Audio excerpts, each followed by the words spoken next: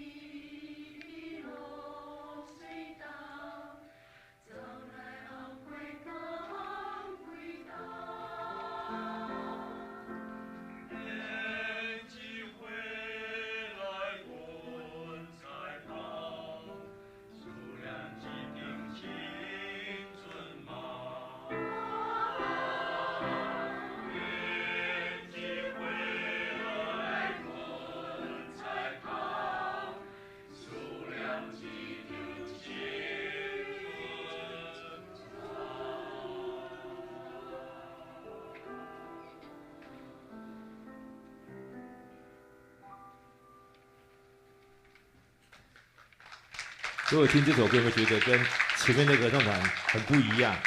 这个一个合唱团加了男声，就整个和声就完全是不一样，很饱满。在座有很多的跟我年龄差不多的我们的帅哥们，欢迎你们多来唱歌哈。好，接下来他们带来第二首歌《民歌世纪组曲》。